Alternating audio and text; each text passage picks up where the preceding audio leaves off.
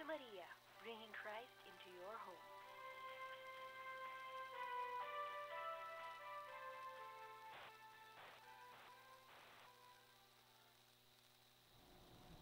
Bakit di na naman ako nakikita? Inihahandog ng Radyo Maria at ng Commission on Youth ng Diocese ng San Jose Nueva Ecija ang programang UCAT on Air.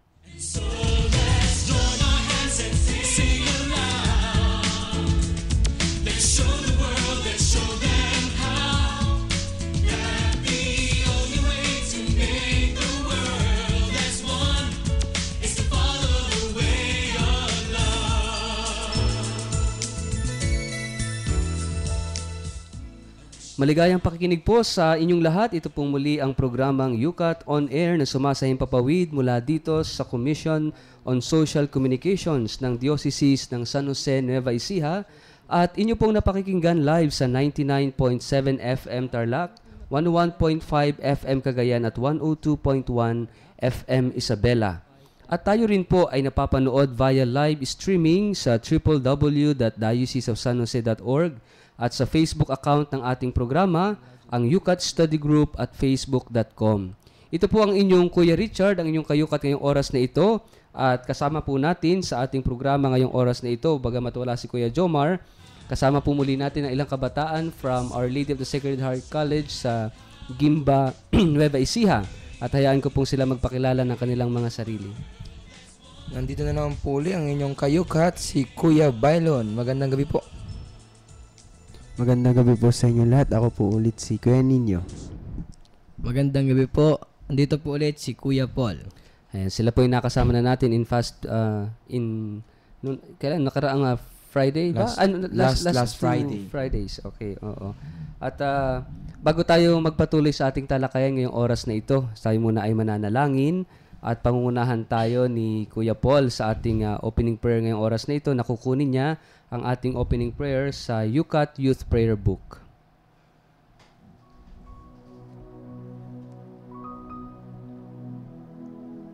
In the name of the Father, and of the Son, and of the Holy Spirit. Amen.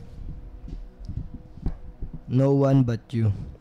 Sometimes, I feel like saying, just leave me all in peace. Leave me alone. Go away. I don't need you. I don't want anyone to approach me. I don't want anyone to give me advice. I don't want anyone to decide for me. I don't need anyone to live my life for me. And yet, God, I long for someone to be truly close. I do need encouragement and advice. I want and need understanding. I thirst for true love. You know all this. Nothing is hidden from you. For you, I want to drop all my barriers. I want to let you into my life. I want you to be my king. Thank you, God, for still knocking at my door of my heart and not letting me be alone with myself. Amen. In the Father, the Son, the Holy Spirit. Amen. Amen.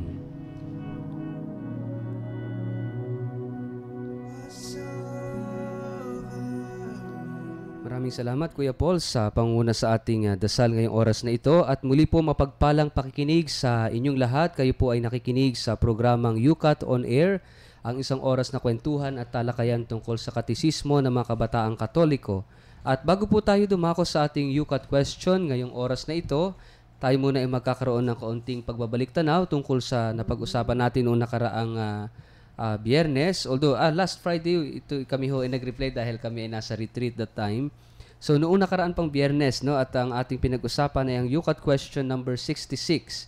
At ang tanong doon, was it part of God's plan for men to suffer and die?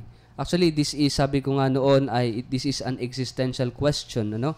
Ibig sabihin, ito'y talagang konkretong tanong ng buhay natin na bahagi ba ng plano ng Diyos na ang tao ay maghirap, na ang tao ay mamatay, no? Dahil ito ho yung realidad ng buhay na tayong lahat ay mamamatay. At actually nga ito medyo trending sa Facebook, sa social media ngayon, yung kamatayan ni Jam, no? Na talagang pinag-uusapan, no? Kasi bakit maraming nanghihinayang, dahil bakit maraming talagang nakikiisa sa pagluluksa, ay dahil sa itong batang ito ay daming talento at talagang ipinakita sa social media yung real life story ng kanilang pagmamahalan. No? Itong mga ito ay isang konkretong karanasan ng realidad ng buhay at kamatayan ng tao, yung suffering and death. No? At sabi sa ating katisismo, God does not want men to suffer and die. God's original idea of man was paradise. Life forever and peace between God and man and their environment, between man and woman. So, ang plano ng Diyos sa ating lahat ay hindi naman talaga maghirap, no? Ang plano natin sa ating lahat ng Diyos ay para tayong lahat ay maging masaya at mamuhay sa paraiso. Kaya nga, originally, ang unang tao ay inilagay ng Diyos sa paraiso. And it tells us, no, kung ano talaga ang plano ng Diyos. So, from the beginning, God wants us to be happy. Kaya lang, because of sin, no? Because of sin, pumasok yung suffering, pumasok yung kamatayan sa mundo. Sabi nga ni St. Paul, the wages of sin is death. Ang kabayaran ng kamatayan ay ang kabayaran ng kasalanan ay kamatayan, no? Pero bagamat doon sa nangyaring pagkakasala ng unang tao ni Adan at Eva, we can see how God works, no? Na sa kabila ng kasalanan, still God can make something beautiful doon sa pangyayaring iyon. At sabi nga ni St. John Chrysostom, we have lost paradise but have received heaven, and therefore the gain is greater than the loss, no? Ito yung isang makikita natin yung kadakilaan ng Diyos, no? At sa kabila ng kasalanan ni Adan at Eva, dahil doon naging biyaya pa yung pagkakamali nila dahil dumating si Jesus para tayong lahat ay iligtas, no? So mas malaki yung ating tinanggap na biyaya kumpara doon sa pagkakamaling nagawa ni Adan at Eva. Ganun din ho sa buhay natin. It tells us na sa kabila ng ating mga pagkakasala at kamali ang nagagawa, yung pag-ibig ng Diyos ay higit pa sa ating mga pagkakamali. So ito ho yung ating pinag-usapan last Friday, ang UCAT question number 66, na ang plano ng Diyos sa atin ay hindi upang maghirap at mamatay, kundi tayong lahat ay maging masaya sa paraiso at magkaroon ng buhay na walang hanggan. So ito ho yung pinag-usapan natin ng ang UCAT question number 66, at bago po tayo dumako sa panibago na namang usapin sa ating katisismo, nais po muna naming ibigay sa inyo ang aming bagong cellphone number dahil na-aksidente yung aming cellphone at nawala yung dating number. Paki-erase na po, sorry po. Ito ho yung aming bagong cellphone number para po kayo makiisa at makibahagi sa ating napakagandang talakayan ngayon. Kasi darako na ho tayo sa usaping kasalanan, no? Yung pagkakasala ng tao, kaya very exciting ho ang ating topic ngayong oras na ito. So please paki-save na po itong bago nating cellphone number sa ang UCAT number natin, 0921-766-2650. Uulitin ko po, paki-save na po itong bago nating numero para makiisa kayo sa ating talakayan. Pwede kayong mag-text ng inyong katanungan o magbahagi ng inyong kaalaman o pagninilay, o pwede kayong humingi ng panalangin sa amin at babasahin po natin ang inyong mga text messages sa second part ng ating programa. So ito muli ang ating cellphone number, 0921-766-2650. So mag-text na po kayo at atin po yung babasahin mamaya-maya lamang. So tayo po ngayon ay darako na sa ating UCAT question ngayong oras na ito. At babasahin po sa atin ni Kuya Bailon ang topic natin, ang pag-uusapan natin sa oras na ito. Kuya Bailon, ano ba ang UCAT question natin ngayong oras na ito? Ang UCAT question po natin ngayon, Father, ay what is sin? Okay, ano ang kasalanan? At Kuya Ninyo, pwede bang pakibasa mo yung sagot ng katisismo ng UCAT dito sa tanong na ito, ang question number 67, what is sin? UCAT number 67, what is sin? At the core of sin is a rejection of God and a refusal to accept His love. This is manifested in a disregard for His commandments. Okay. At the core of sin, sa kaibuturan ng kasalanan, is a rejection of God. So ito yung malinaw na sagot ng catechism na pag sinabing core, this is the heart, no, na center, no, sentro, kaibuturan. So sa kaibuturan ng kasalanan daw is a rejection of God. Yung bang pagtalikod mo, Pagtangi sa Diyos. yes, pagtanggi, no, ganda yun, pagtanggi o pagtalikod sa Diyos And the refusal, no? Ito yung pagtanggi, no? Yung rejection is pagtalikod o pag-iwas, no, sa Diyos. And the refusal to accept His love. Ito yung pagtanggi mo sa pagmamahal ng Diyos. Kaya napaka bigat dahil actually itinuturo sa ating katisismo na ang lahat ng kasalanan ay pagtalikod sa Diyos at pagtanggi sa kanyang pagmamahal. Ito nga siguro yung pinakamasakit. Siguro it is our own experiences also, no? Yung bang naranasan niyo na ba na magmahal ka ng isang tao and yet hindi ka minamahal Ang sakit naman, no? di ba? Rejection, no? Yung bang there are so many rejections sa paligid natin, right? Yes. Na may mga tao na pinipilit mong mahalin, pinipilit mong unawain, and yet hindi ka naman minamahal in return, no? O kaya naman hindi pinapansin ang pagmamahal mo.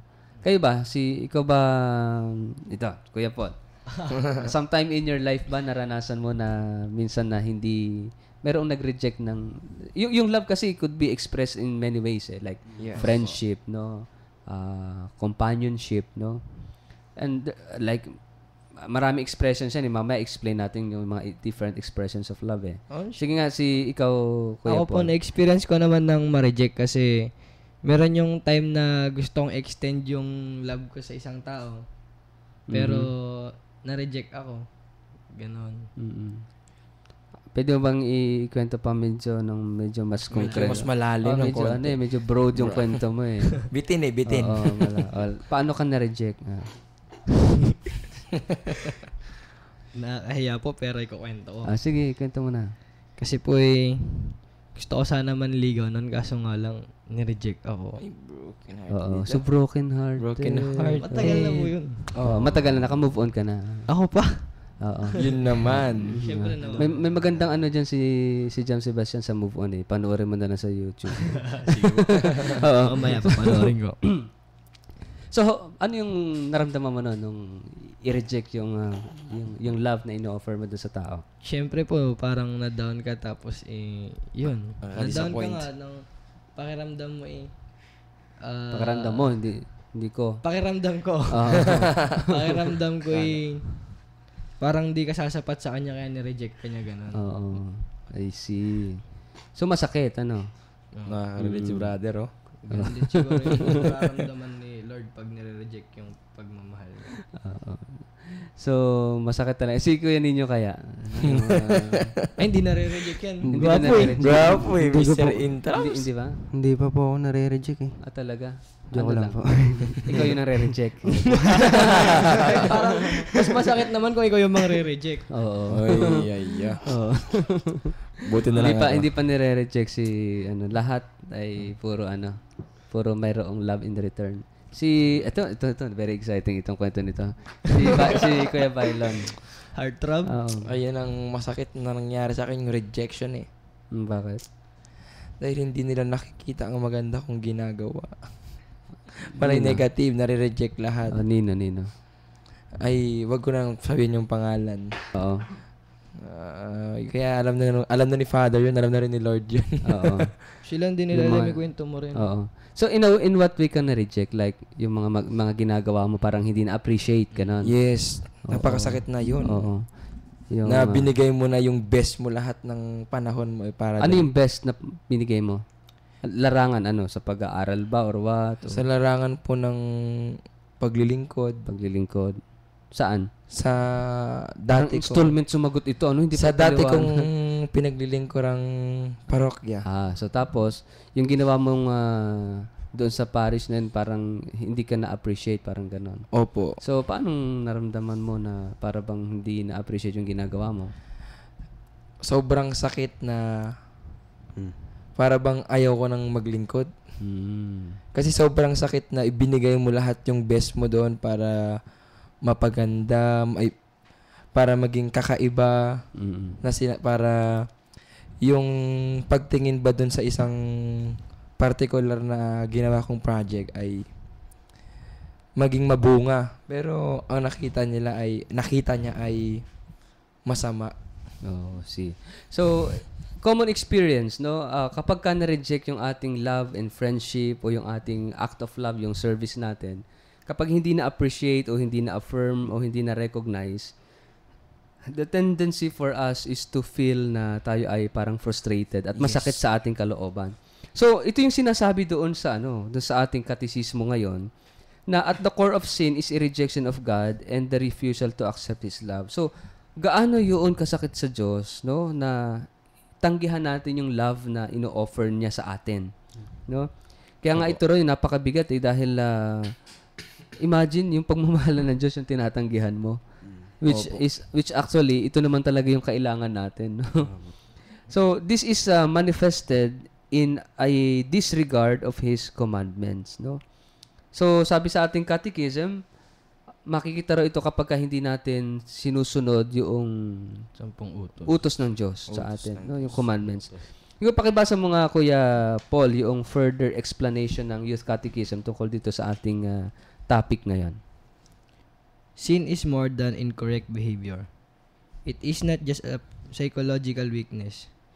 In the deepest sense, every rejection or destruction of something good is the rejection of good in itself, the rejection of God. In its most profound and terrible dimension, sin is separation from God and thus separation from the source of life. Only through Jesus we understand the abysmal dimension of sin. Jesus suffered God's rejection in His own flesh. He took upon Himself the deadly power of sin so that it would not strike us. The term that we use for this is redemption. Ayun. So, maganda, no? Ganda ng Medyo himay-himayin natin kasi medyo malaman itong sagot ng Youth Catechism. Sabi rito, sin is more than incorrect behavior. It is not just a psychological weakness. Kasi yung pagkakamali ng tao, para bang minsan pwede nating i-interpret into psychological weakness. Kasi kahinaan, tao ka lang. Kasi being human, being frail, no? Ganito, ganyan, no? So, parang nangyayari na lang na excuse yung ating pagiging tao. Opo. Sasabihin na natin, kasi tao lang. Nagiging expression na lang siya. Oo, ganoon. Hindi lang basta expression, excuse, no? Para bang parang to excuse yourself, tao lang kasi mahina lang ako kaya nagkakasala. Pero sinasabi ng ating catechism, sabi rito, in the deepest sense, every rejection or destruction of something good is the rejection of good in itself, the rejection of God, no? So kasi it's a choice no? Meron tayong kalayaan, no? And every day tayo ay nagde-decide. How many times do we make decisions? Opo. Every day, no? Kung anong kakainin mo, kung Bawat ginagawa natin, lahat ng we decide, no? Kung magagalit ka ba o sisirain And mo. ang lahat ng decision natin is it's either it turns toward goodness or the opposite of it, no? Good or bad, no? So makabubuti ba yan o makasasama ba yan? So pero ang pinaka nagde-decide tayo kung ano yung pipiliin natin, no? Kaya naman ito sinasabi sa ating catechism, yung mga decision minsan natin ginagawa is actually turning away from God. Sa halip na papalapit sa Diyos, papalayo sa Diyos. Especially kapag may mga problema tayong pinagdaraanan, no? Kapag like halimbawa, sige, situation, walang makain. So, nasa ganun kang sitwasyon, so you will decide ano ang gagawin mo para makahanap ng pagkain. Ikaw ba'y nagnakaw ng pagkain o dahil mahirap manghihingi ka ng pagkain o magtatrabaho ka to, 'di ba? Yes, so, maraming paraan. Magde-decide ka talaga. So sometimes kapag mahina-hina ang iyong pananalig, no, at kapit sa Diyos, talagang you will turn away from God, no? Yes.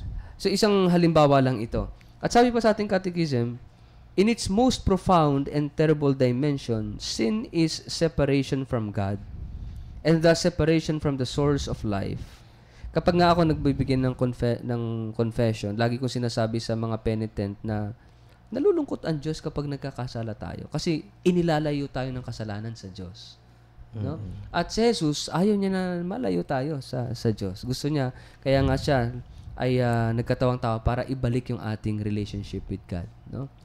Nakita niyo yung concrete experience niyo kapag ang ginagawa kasi ng kasalanan, like lalo na mga kabataan ngayon are so much into many, no, into pornography, for example.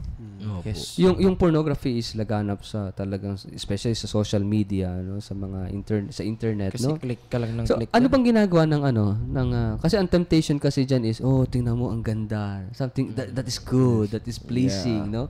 Pero, anong ginagawa ng pornography sa ating kamalayan, sa ating isip, no? Dinidistort niya ng pornography yung ating pagtingin sa human body. Sa tao mismo. Hindi lang sa human body, kundi sa mismong tao. So, sa halip na makita mo siya, yung tao as a person, nakikita mo siya as an object. No? Object of your own passion, of your own desire. No? Ang problema, kapag paulit-ulit natin ginagawa, nadidistort yung ating isipan na pagtingin mo, halimbawa, sa lahat na ng babae sa buhay mo, nagiging ano na siya. Nagiging, nakukurap na yung isip mo, napupulyot na. So, kada babae tinitin mo, pleasing ba to o hindi? Ayan na. So, nag-identify ka na sa isip mo, ito, object of my desire ito. Ito, hindi. Ito, object of my desire. No? Yes. Lahat ng tao mamit mo ganyan, yun na ang pagtingin mo. Ang nakakalungkot, di ba may kapatid ka minsan babae? At di ba may nanay ka? Paano yun? Di ba violation ito ng pagtingin mo sa isang tao? No? Opo. So ito yung ginagawa ng kasalanan. Actually, tapos pag na-addict ka na dyan, no? Hanggang sa hindi mo na ma-control yung sarili mo, you are into it already. So hanggang sa hindi mo na masira na yung kalayaan mo, no? Addicted ka na sa ganung situation. Kaya ito yung ginagawa ng kasalanan. Hindi lang inilalayo tayo sa Diyos, kundi mismong sa kapwa, no? Sa ating Community, no? At sa iba, imagine, ano? So, malaki ang ginagawa ng kasalanan sa atin. So, only through Jesus, sabi rito sa ating catechism, do we understand the abysmal dimension of sin, yung profound dimension of sin. Jesus suffered God's rejection in His own flesh. He took upon Himself the deadly power of sin so that it would not strike us. The term that we use for this is redemption. Kaya naparito si Jesus to redeem us. No? So, sa inyong karanasan, mga kapatid, ano yung isang nakikita ninyo na effects ng kasalanan sa paligid natin? Nakikita ninyo. Like, ito bibigyan ko kayo ng concrete example na konkretong effect ng kasalanan is kahirapan. Di ba? Yung so much poverty. Oh. Palagay ninyo, ano yung ugat ng kahirapan? Kuya ninyo. Corruption. Bakit ang isang tao nagiging corrupt? Kaya Paul? Kasi natitempt po siya, tsaka kung sino yung may power, siya yung naging corrupt. Abuse of power, di ba? Yes. Tsaka yung temptation to nakaupo, yung greed, no? Yung tinatawag na greed, no? Lahat Bakit palagay mo, Kuya Vylon, nagkakaroon ng kasakiman sa puso ng tao? Dahil nga po sa kahirapan, nagiging sakiman tao dahil kailangan niyang punuan ang kanyang pangunahing pangangailangan. Kailangan maka-survive. Survive no? sa may So, poverty. pagka ganito yung ating pag-iisip, survival of the fittest, no? Kailangan makasurvive ka, kailangan na, kumbaga, maitaguyod mo yung sarili mong buhay. Kapag mahirap ang sitwasyon, the tendency for you to be greedy. No, ako kailangan magkamkam kasi kailangan ko maitaguyod yung pamilya ko. So, nagkapera ka, nakatikim ka ng pera. Wow, daming pera. Walang katapusan yung yung gusto mo, dumami pa yung pera. Kaya yan, hanggang sa maghangad ka ng maghangad. Actually, yung corruption is not actually sa level ng government leadership Because corruption nanggagaling mismo even sa mga tao, mga ordinaryong tao. Sa tahanan lang po. Sa tahanan, di ba? Marami ng corruption na nangyayari. No? Ang number one dun ay yung sinasabi nilang inggit. Di ba? Minsan kasi yung ganyan nag-uumpisa rin sa paano tayo pinalalaki ng mga magulang. Yes. No? Opo. Like halimbawa, sasabihin ng mga magulang natin mag-aral kang mabuti anak. Pagka nagkaroon ka ng mataas na grade, ililibre kitang kumain sa ganitong restaurant, no? O kaya bibilhan kita ng bisikleta. So, may reward. Nasa isip ng bata, kailangan ko magsikap, no? Para may reward ako, Kaya ang intention halimbawa ng bata, magkaroon ng ganito. Yes. Kaya nga, paglaki, gagawa na ako ng mabuti. Pagbubutihin ko ng pagka merong kapalit. May padulas. So, kaya if I mag-benefit, Hanggang sa lumaki, ganun na yung orientation mo. Na gagawa ka lang, gagawin mo lang yung best mo. O magtatrabaho ka lang, magsisikap ka lang kapag ka merong reward na kapalit, no? Kaya even in service, minsan ganun tayo. Bakit ko gagawin yan? Anong mapapala ko dyan? Kaya pagdating sa simbahan, ganun din. Bakit ako maglilingkod sa simbahan? Anong mapapala ko dyan? Anong benefit? Diba? So, nandun tayo. So, even, the structure of sin begins even sa family, even actually sa sarili. Magsisimula talaga Oo, sa sarili, no? Kaya nga, yung plan of redemption, sinimula ni Jesucristo mismo. At makikita natin sa second part of our discussion, titingnan natin kung paanong itong kasalanan ay patuloy na nakaapekto sa buhay ng tao, no? Sa buhay natin. Kaya po, wag kayong aalis mamaya sa ating pagbabalik ng ating programa, ay bibigyan pa natin ng lalim itong usapin tungkol sa kasalanan. Pero bago po tayo mag-break at magpatugtog ng ilang mga religious music, gusto munang i-announce ulit sa inyo yung ating cellphone number kasi po sa second part ng ating programa ay babasahin po natin ang inyong mga text messages. So muli po, ito po yung ating cellphone number. Makiisa po kayo sa ating talakayan. Ang topic natin ngayon is what is sin? Ano ba ang kasalanan? No? Ito po yung ating cellphone number, 0921-766-2650. Ulitin ko po, 0921-766-2650. Mag-text na po kayo kung meron kayong katanungan, reflection pagninilay, o meron kayong prayer request, o gustong batiin mamaya. So, paki-text na lang po sa inyo at babasahin po natin yan sa second part ng ating program. Wag po kayong aalis at sa ilang saglit ay magbabalik rin kaagad ang ating programang UCAT on Air.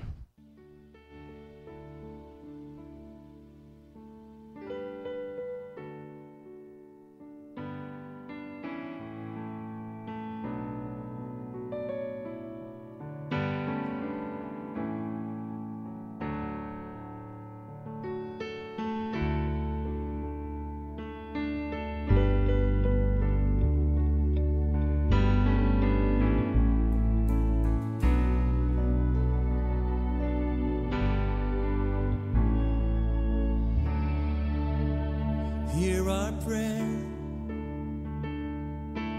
We are your children, and we've gathered here today. Yes, we have.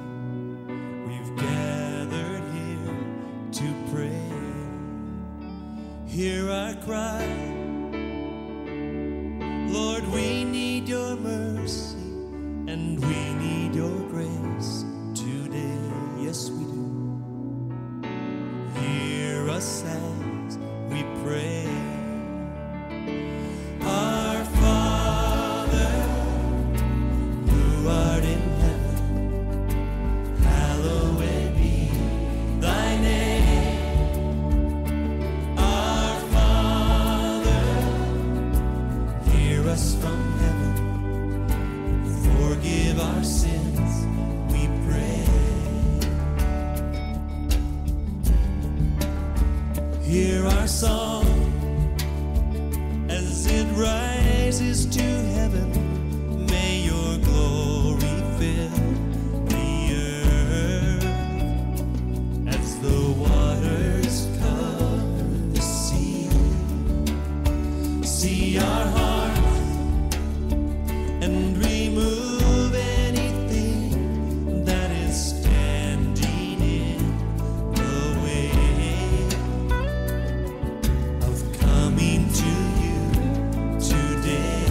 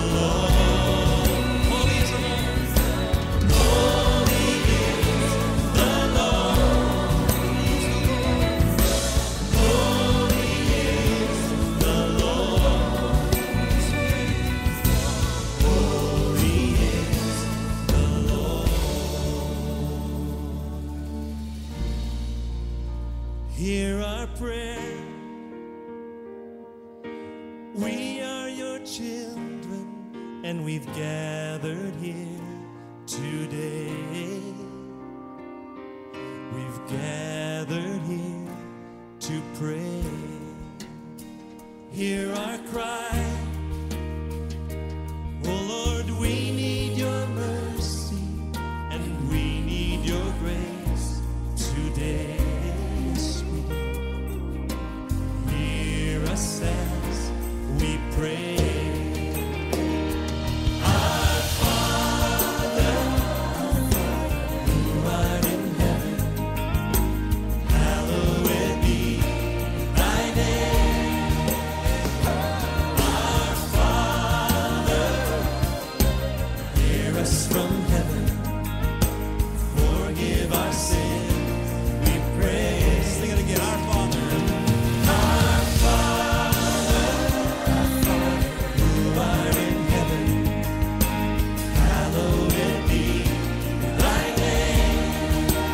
Our Father, hear us from heaven, forgive our sins, we pray. Forgive our sins. Forgive our sins, we pray. Forgive our sins. Forgive our sins, we pray. Oh yeah.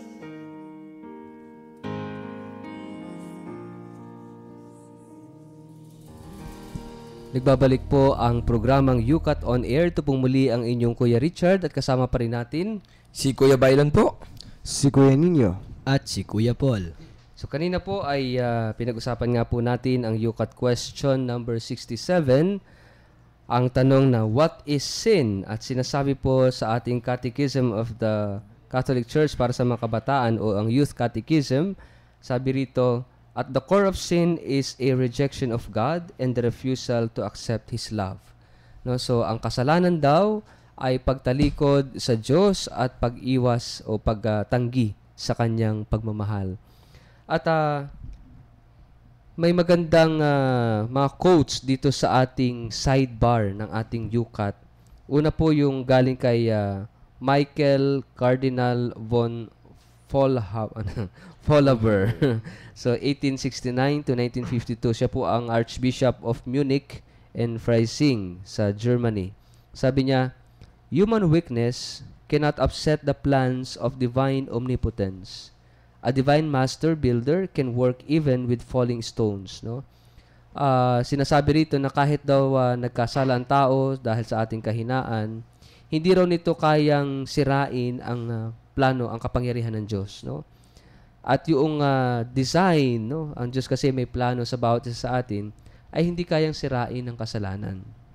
Kaya sabi rito, kayang gawin, sa kabila ng kahinaan ito, kayang gawin ng Diyos at ipagpatuloy ang kanyang dakilang plano. So talaga ibig sabihin, walang makagigiba at walang makasisira sa plano ng Diyos. No? At maganda rito sa sinasabi sa Romans chapter 5 verse 20, where sin increased, grace abounded all the more. When sin abounds, grace abounds all the more. Kung saan daw may kasalanan at maraming kasalanan, ang biyaya ng Diyos daw ay lalong nag-uumapaw. No? At dito rin sa sinabi ni Saint Bernard of Clairvaux, siya ay namuhay noong 1090 hanggang 1153. Sabi niya, when Christ's hands were nailed to the cross, He also nailed our sins to the cross. No? So, nung minsan nga, kausap ko yung ilang mga lay minister sa parokya, sabi ko, yung bang kaligtasang dala ni Kristo, ay, ang iniligtas lang ba niya ay yung mula sa time niya pabalik, no? Yung past. Halimbawa, yung time ni Jesus, pabalik, papunta ka na Abraham, punta ka na Isaac. What about the future? Kasama ba sa kaligtasan yan? Na hindi pa naman nagkakasala, o kumbaga magkakasala pa lang.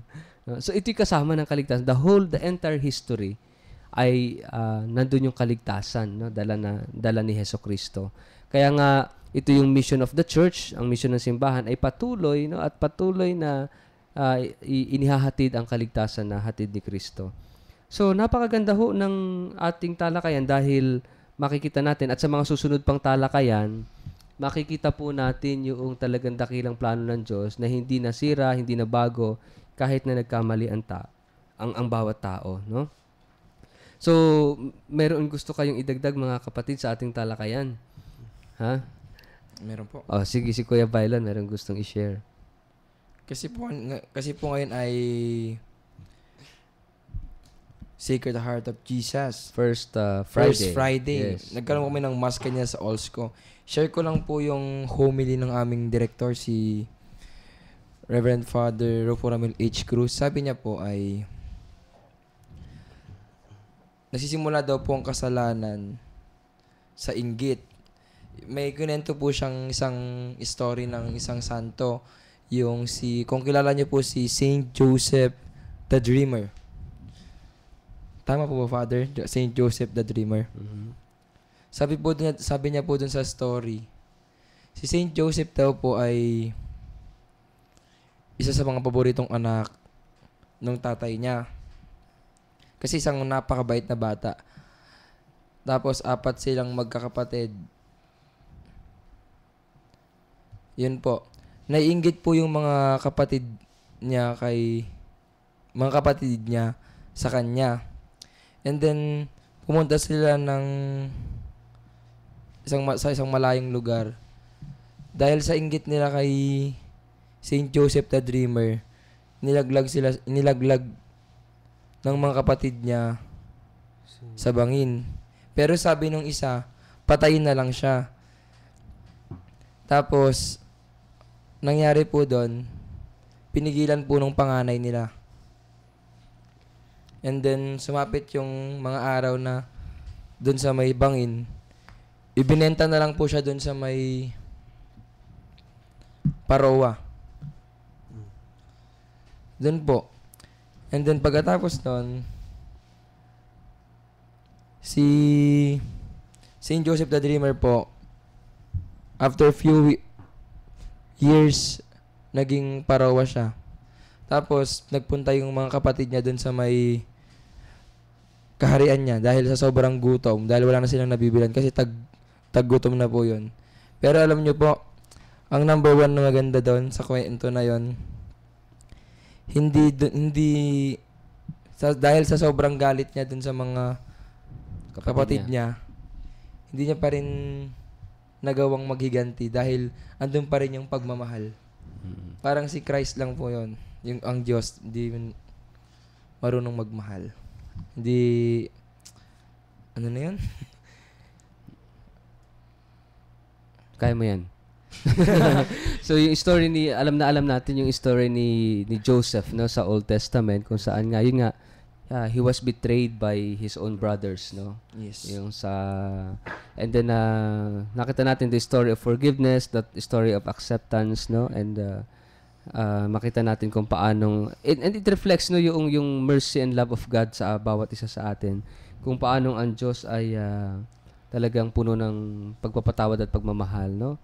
At yun nga, from doon sa hindi magandang nangyari, God can turn things beautiful. Yes. No?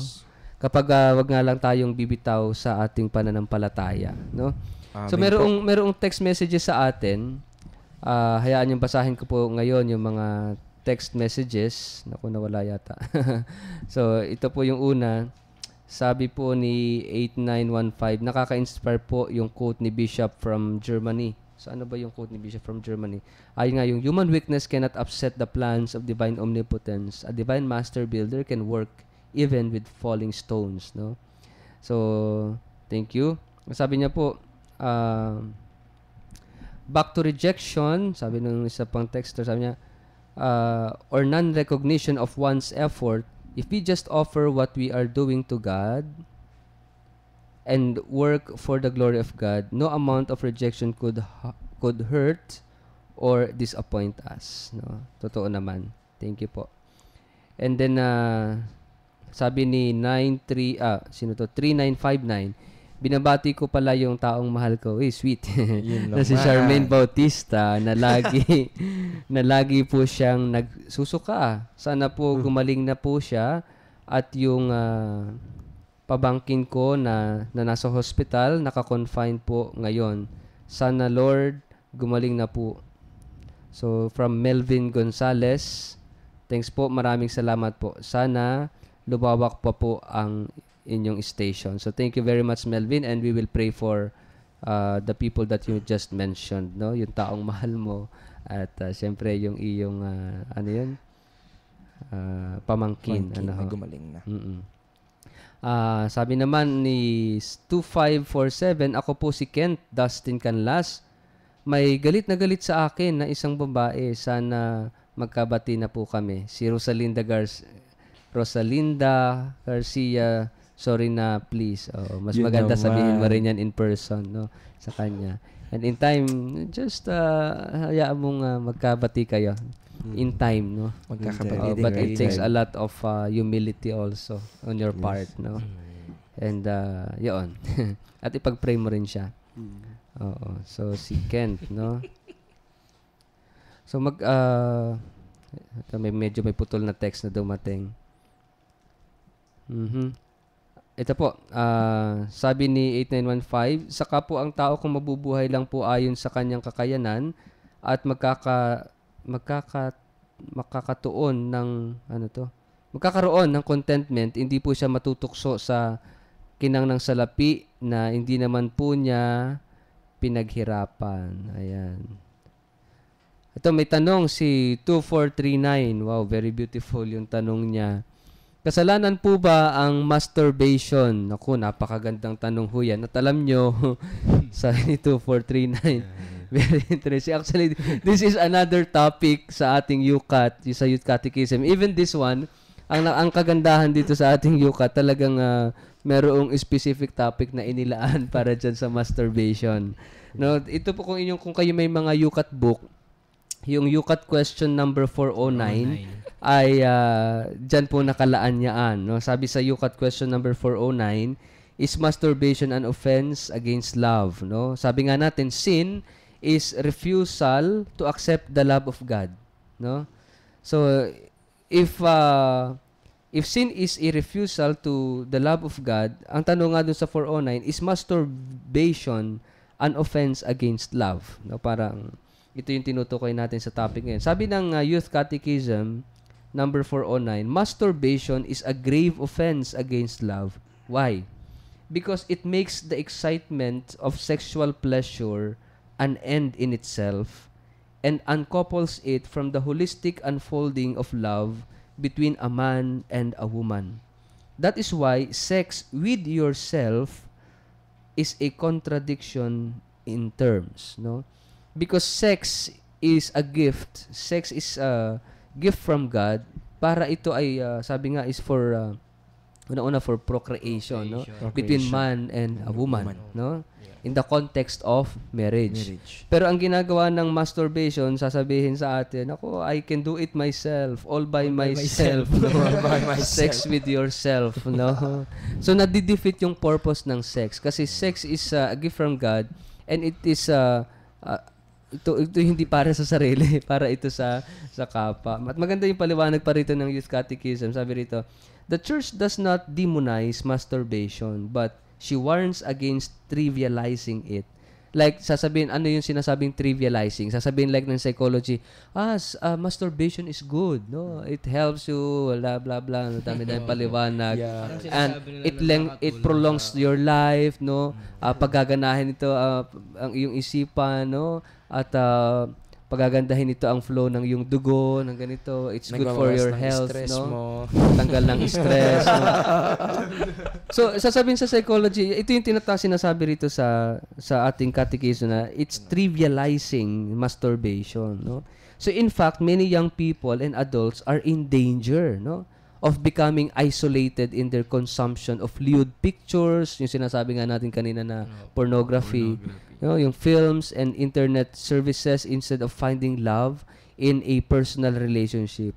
No, kapag ka ganito, mahilig ka sa pornography, na hindi ka na makikipag-relate sa konkretong tao. Doon ka na lang sa harap ng computer mo, manood ng pornographic materials, and then gagawa ka ng masturbation, solve ka na, matutulog ka na, pagod ka na, no, and then tapos na yung buhay mo.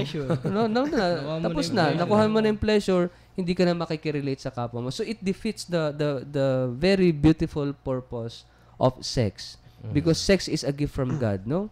At sabi nga, ito hindi para sa sarili. Ito para sa isang, mayroong tamang pamaraan kung paano yung sex, no? May tamang proseso. May tamang time, may tamang tao, may tamang pamamaraan. Yes. Of course, it is in the context of marriage, no? Loneliness, sabi rito sa catechism, can lead to a blind alley in which masturbation becomes an addiction.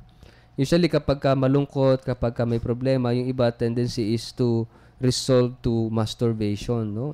So, living by the motto, ito yung motto, for sex, I do not need anyone. I will have it myself, however and whenever I need it. Makes nobody happy, no? So, itong araw, alam yung kanta raw sa impyerno, ang team song sa impyerno, kung ano? All by myself. Kasi doon daw, walang pakialaman. No? Ginagawa mo lang yung sarili mo lang. So, ito kapatid, kung meron kang UCAT na book, meron tayong talakayan dyan tungkol sa masturbation. Ito nga yung UCAT number 409. At ito naman siguro, sasabihin ng psychology talagang iba ang paliwanag ng psychology o even ng medicine, no? Pero we have to also consider ano yung tinuturo ng ating pananampalataya about this, no? Huwag kang mag-alala, hindi naman kayo mamamatay pagka hindi kayo nag-masturbate. Wala hong namatay na dahil hindi nag-masturbate. Oo. And then sabi ni 8915, I believe po na kapit sa pananampalataya sa Diyos po ang katapat ng mga temptation sa paligid. Yes, it's true, no? Yung pananampalataya. Amen. And then sabi ni 3959, hello po, lagi po akong nakikinig sa inyo. Sana po mabasa nyo po itong text ko. Salamat. From Jerome Gonzales ng Barangay Parang, Concepcion, Tarlac. Hello, Jerome. Salamat sa inyong patuloy na pakikinig at pagsubaybay sa ating programa. Okay po. So, ito yung ilang mga text messages natin. At siguro po mamaya kung may mga hahabol, mababasahin pa po natin sa ating programa. Wag po pa rin po kayong aalis. Mamaya po sa ating pagbabalik, bibigyan natin ng paglalagom ang ating pinag-usapang topic ngayong oras na ito. Sa ilang saglit, magbabalik rin po kaagad ang ating programang UCAT on Air.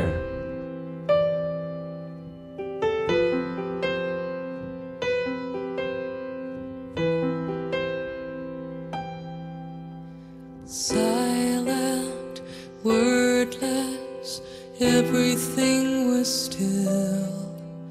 You breathe us, yearn for us, our hearts began to thrill.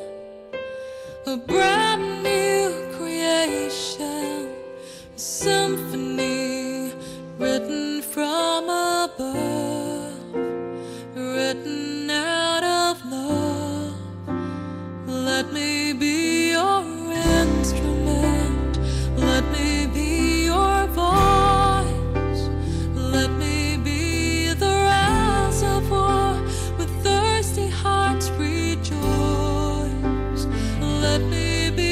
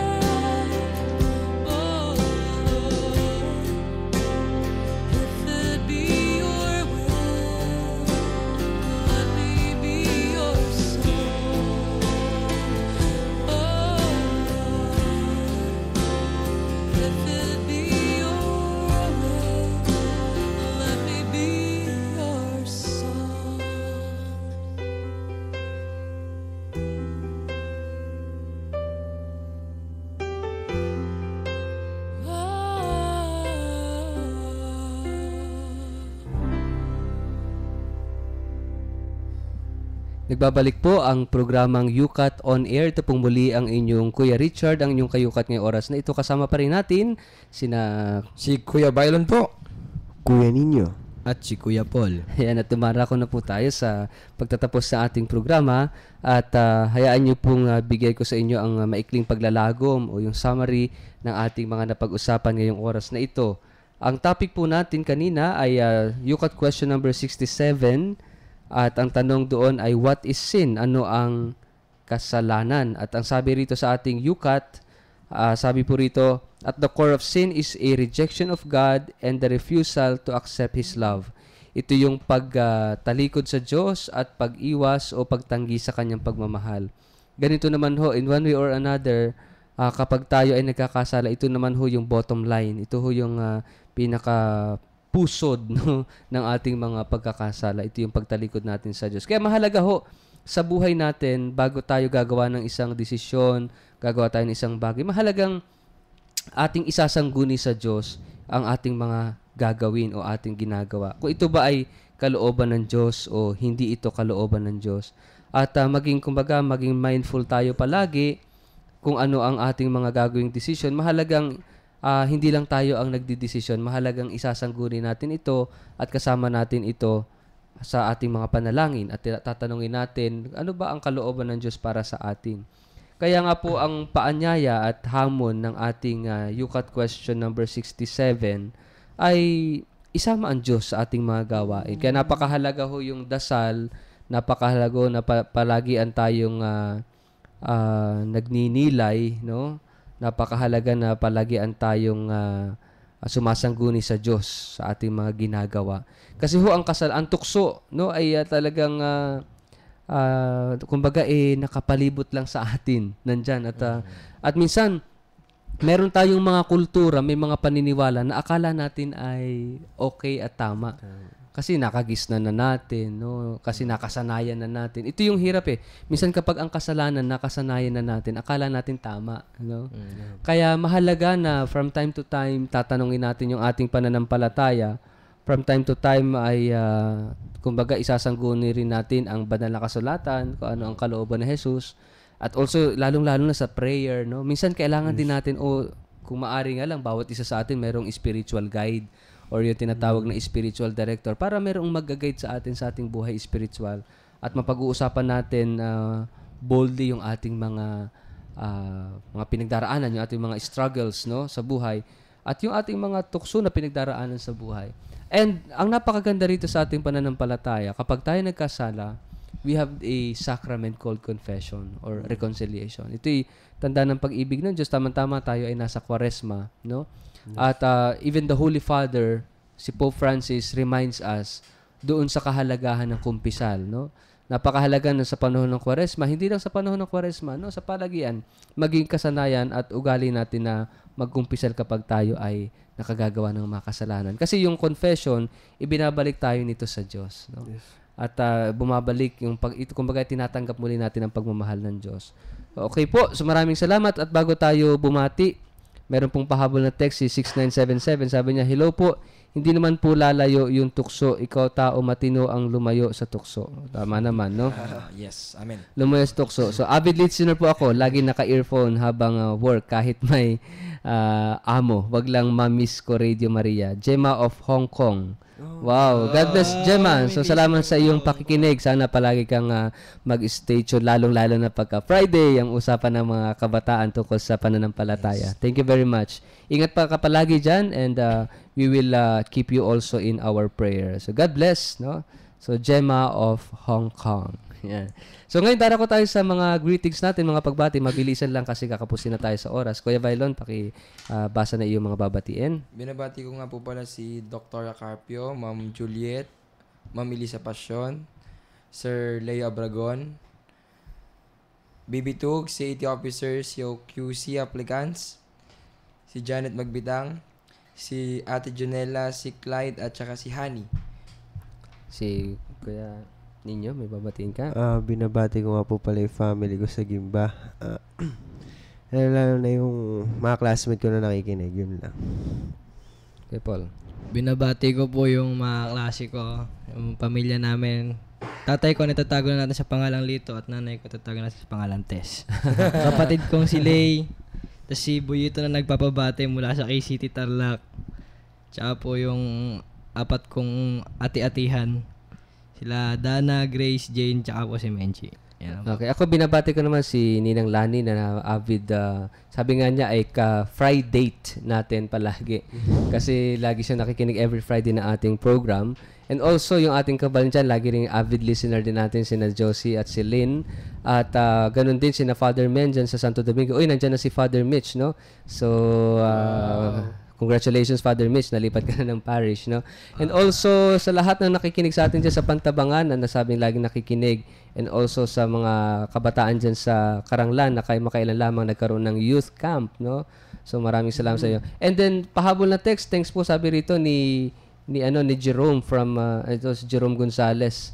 Sabi niya, thanks sa pagbasa sa mga text ko. I love you always, forever and ever. Amen. So maraming salamat sa inyong patuloy na pakikinig at pagsubaybay sa lahat po ng patuloy na sumusuporta at sumusubaybay sa ating programa. Maraming salamat po. At tapusin natin ang ating talakayan ngayong oras na ito sa isang maikling panalangin. Lalong-lalo. Sa ngalan ng Ama, ng Anak at ng Espiritu Santo. Amen. Amen. Ama naming mapagmahal, Diyos naming mapagpala, mapagkalinga. Muli na naman kaming nagpapasalamat sa iyo dahil sa panibagong pagkakataon na ibinigay mo sa amin upang mapag-usapan ang aming buhay pananampalataya.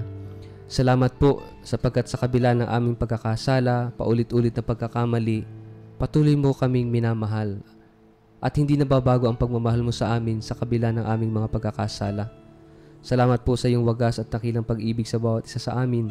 At may patuloy mong ipadama ang iyong pag-ibig upang kami mismo na nagkakasala at patuloy mong minamahal ay magsumikap na magbagong buhay, na magsumikap na mapalapit sa iyo at tanggapin ang pagmamahal mo sa amin.